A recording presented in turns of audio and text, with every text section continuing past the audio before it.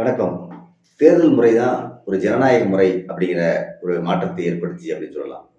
ஆங்கிலேயர்கள் இந்தியாவை ஆண்டதுக்கு பிறகு, அதற்கு முன்னர் மன்னர்கள் ஆண்ட பிறகும் கூட மக்கள் அடிமைப்படுத்தப்பட்டிருந்தார்கள். அது ஒரு ஜனநாயக முறைப்படுத்தணும் அப்படிங்கிறதுக்காக தான் தேர்தல் முறை கொண்டு வந்தாங்க. இந்தியாவோட முதல் தேர்தல் 1951, 52, 51 இறுதி ஆண்டிலும், 51 முதல் ஆண்டிலும் அந்த தேர்தல் நடைபெற்றுச்சு அப்படின்னு சொல்லலாம்.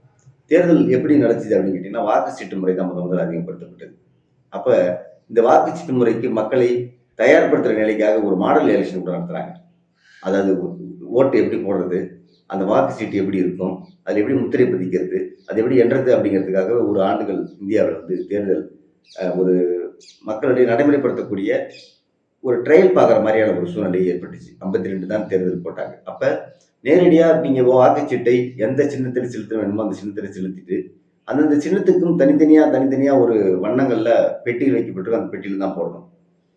இன்னும் ஒரு பெரிய நகைச்சுவையான விஷயம் என்னன்னு கேட்டீங்கன்னா, நிறைய பேர் ஓட்டு சீட்டை எடுத்துட்டு போய் மறைமுகமா வாக்கு செலுத்துங்க அப்படின்னு சொல்லும்போது, ஓட்டு போட்டு சீட்டை போடாமலே பாக்கெட்ல வச்சு போனதெல்லாம் கூட இருக்குது. ஏன்னா பதிவான வாக்குகளும், எண்ணப்பட்ட வாக்குகளும் அடிப்படையில நிறைய வாக்கு சீட்டுகள் இப்படி காணாம போச்சு. ஓட்டு போறதுக்கு பயந்திருந்த சூழ்நிலை. 21 வயது தான் ஓட்டு போறதுக்கான வயசா இந்தியாவில் முதல்ல இருந்தது.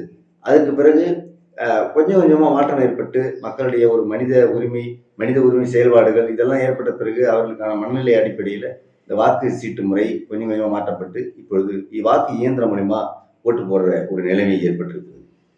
பெரும்பாலான கட்சிகள் தங்களுடைய சின்னங்களை இந்த வாக்கு இயந்திரத்தில் பயன்படுத்தக்கூடிய ஒரு நிலை ஏற்பட்டிருக்கிறது. சுயேட்சை சின்னங்களும் கூட இப்பெல்லாம் வழங்கப்பட்டு இருக்கிறது. இந்த நிலையில 18 வயது வாக்கு அளிக்கிறது அப்படிங்கிற நிலைமையை மிக சீராகத்தான் மாற்றப்பட்டது அப்படின்னு சொல்லலாம். அதற்கு வேண்டி முதல்ல வாக்கு யாருக்கெல்லாம் உண்டுன்னு கேட்டீங்கன்னா, வரி செலுத்துறவங்க மட்டும்தான் வாக்கு. பெண்களுக்கு வாக்குரிமை உண்டானா வாக்குரிமை இல்லை. இப்படியான சூழ்நிலையில இருந்து கொஞ்சம் கொஞ்சமா வாக்குச்சீட்டு முறைக்கு நம்ம மாறி வந்திருக்கிறோம். இப்படி மாறி வந்த வாக்குச்சீட்டு முறை தான் இயந்திரமா இப்ப மாறி இருக்கு. இதுபோல இன்னும் பல தகவல்களை உங்களுக்கு வழங்க இருக்கிறது. நியூஸ்களை தொடர்ந்து இணைந்திருங்கள்.